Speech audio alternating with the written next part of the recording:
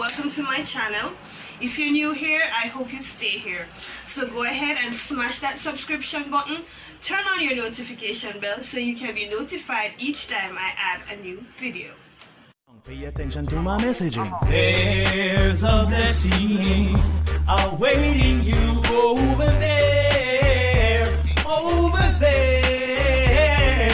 and all your stressing, they will quickly disappear. Whoa. Today, I would like to talk about my very short-lived modeling career, how it started, how it ended, and how the experience leveled up my self-esteem. Now, just a little backstory. I went to an all-girls high school. So I had 1,000+ body samples I could compare myself to. Just my immediate crew, you had the one with the most gorgeous smile, the curvy diva, the big busted girl, and the girl that was packing all the ass. Me? I couldn't find that one thing that was happening for me. I had a triple whammy stacked against me. I wore ugly glasses, I have buck teeth, and I was the skinniest of all the 1,000+ girls. After school, we take public transportation, and the other schools in the area would somewhat have a grand link-up. Being in the 10th grade, I, like all the other girls, was interested in the male species. However, I didn't seem to get the attention of all the other crew members. They always seemed to be just noticing the others. As a matter of fact, I was the middleman on many occasions. Boys would approach me, but they wanted me to get the attention of the other friend. You know? One day, I was the only one left on the bus at a certain point. A gentleman came on the bus, and I noticed he was on several occasions looking at me and taking away his eyes, until our eyes finally met and I was staring at him, and he said, "I'm sorry, I don't want to come across as rude, but I can't help but notice how gorgeous you are." What? Guys, my heart was skipping on the inside. Somebody just noticed my beauty. I didn't want my excitement to show through, so I calmly said, "Thank you." Then he introduced himself and said he's let's call him Mr. Brown. He said he was Mr. Brown from X Modeling Agency, and he is coming off his stop soon, so he left his business card and said I can give him a call if at any point I decide I want a career in modeling. So I gave it some time, and I thought about it, and during the school Easter break, what I did was to give him a call to set up that meeting. Now, when we met downtown, and because his reasoning, he said it was because we're going to be shopping for the perfect outfit to do the audition in. So while we were doing that, a lot of time flew by. You know, we were just shopping and talking, and before you know it, it was lunchtime, and he got a phone call, and he updated me, and he said, the person that I'm supposed to meet, she's running late, right? And I said, okay. And he suggested that we had lunch. Fine. And another portion of time just flew by during lunch as we talk about the perks of this modeling career. Guys, the thought of traveling the world was exciting news to my ears. Exciting news. So after lunch, we continued walking and talking. Not because I didn't find my perfect outfit. I did. We were just passing time and still looking. Then he got a call that she's now downtown. By this time, the sun just miraculously went down. I honestly did not know where time went. And we were heading back to the direction where we could meet her when all of a sudden, just like that, I felt my hand grabbed. He was the one to grab my hand. I said, "What is wrong with you?" He said he just saw John Doe and he doesn't want John Doe seeing him. At this point, I started thinking, Lord, what have I gotten myself into? I said to him, "No one is passing, stop being dumb." And all he did was just pull me further into the dark, empty arcade. Obviously, guys, at this point I was just panicking. My lack of street smarts showed up again. You can check my first video when this lack of street smarts showed up. So just I was about to outright lose it because it was dark and we were in an empty arcade. It was just me and him. Just as I was about to run and scream, I heard my favorite calm voice said, "Keep calm and keep him calm." Guys, I assured you that whoever he's hiding from is gone. So I went straight into keep him calm mode. He went completely out of character, guys, during that moment. And I was keeping him calm and I was saying, "He's gone, we can now leave." And and he just said, "You know who you're talking to, girl?" In the most derogative tone. Guys, during all of this, I stayed calm. He said, "You know who I am?" I said, "Yes, you're Mr. Brown from X Modeling Agency." Oh my God. The man who said, "Do you know where you are?" I said, "Yes, we're downtown and we're in the empty arcade." People, the man just said, "Okay, find your way home." Yes, he just walked away, left me in the empty building, and just disappeared. Guys, truth is, I really did not know where I was, and it was dark. I was so far in deep in these corners of the arcade that I didn't know how I was going to find my way back out.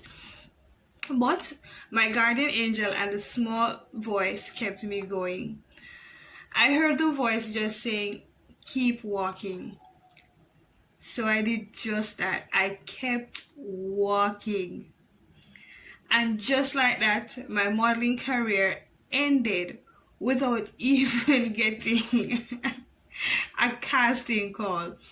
I never looked in the direction of that career again.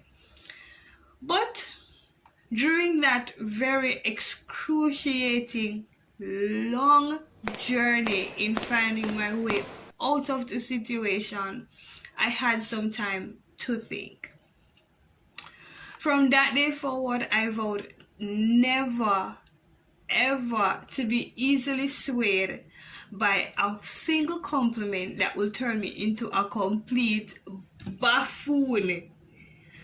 I told myself that I was beautiful, right? No matter what people said. And at the time of the school reopening, I arrived as the most gorgeous girl of all the 1,000+ students. So here are my tips that I applied to be at this place where I'm not so concerned about what people think about my physical appearance. So tip number 1, I accepted that I was made in the image of God, that I'm a child of the King, which makes me a royal priesthood, and that I'm fearfully and wonderfully made. Guys, put a value to yourself. Stamp it all over you. But remember, you are priceless, and do not let anybody tell you any differently. Every time my insecurities, because we're humans and we keep falling, shows up its ugly head, I just repeat it to myself. You are fearfully and wonderfully made. You are created in the image of God. Guys, trust me, starting YouTube, this channel, I had to start chanting.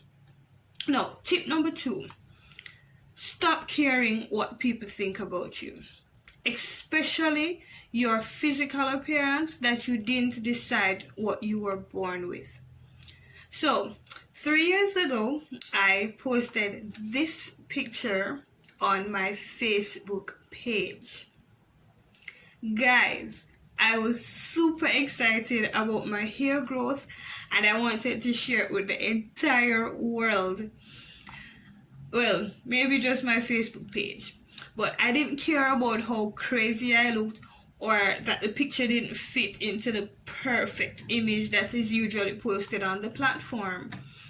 Now, here are some of the comments that came with that picture. And here.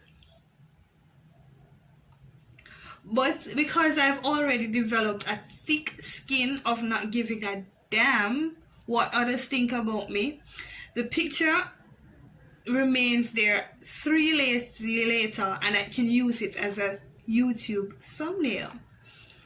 Do not care what people think. I liked it. I love the picture. So I left it. I didn't care what all these other persons said, you know. And tip number 3, guys, find that one thing or several things that you absolutely love about yourself and focus on that. Why bother focus on the negative, right? Right now, I absolutely love my natural hair. I love the versatility and how I can just change my hairstyle from this week to the next week, or from one day to the next. I absolutely love wearing my hair big. I am most confident when my hair is huge, guys. And so whatever you can do to highlight this feature, rock the hell out of it. Dwell on your positives and work with it. Now, tip number 4, I think we're at number 4. If you can change it, change it. So after my kidnapping scare, I asked my mother for contact lenses. So I was no longer the girl with the buck teeth, glasses, and the skinniest. No, I was down now to 2. Guys, this leveled up my self-esteem several notches. Even my adult years, after 2 children, I was still under 100 pounds, until I finally decided that I needed to change that, and now I am on the normal side of my BMI. My final tip, I'm pretty sure everyone knows this one, but it is the hardest. Guys, stop comparing yourself to others. Did you hear me? Get that in your skull. Can you feel that? Stop comparing yourself to others. Even if you did your best in surgery to look like your ideal body image, you will never be them. You will find yourself always wanting to change, always wanting to improve here and there, and never truly accepting who you are or how your body image appears in any at all, you know. So you waste a lot of time obsessing and constantly want to change. Here's a fact. your personality will always remain the same. Simple as that. You will always remain authentically you, even after going under the knife. As a matter of fact, you do not know the journey of the other person. You do not know the hard work they put in. You do not know if they even did surgery as well and trying to accomplish a body image that someone else already have. Imagine how boring the world would be if we all look the same. Guys, always strive to improve and be a better version of yourself, really, but never in comparison to. Be your biggest critique and just keep trying to work on you, work on your personality, changing your personality traits and stuff like that. But when it comes down to the physical appearance, guys, accept who you are for who you are. Not everybody will love you for who you are. Somebody will always find something that they will say, she can't change that, he can't change that. So quit, just quit, okay? So these were my 5 tips. If you have any tips on how you maintain your high self-esteem, please go ahead, share with the community in the comment section. If you don't have any tips but you only have questions, go ahead, leave those as well. And if you just have anything else to share, use it up. So thank you for watching. Don't forget to subscribe, like, comment, and share. Until next time, God's willing, see you in my next video. Stressing from both left and right, you need a daily dose of blessing right up in your life. I know it feels so very difficult and depressing, but you gotta hold on to the positive and keep on pressing. The blessing, you know, if you need it, then you can't stop. We keep right.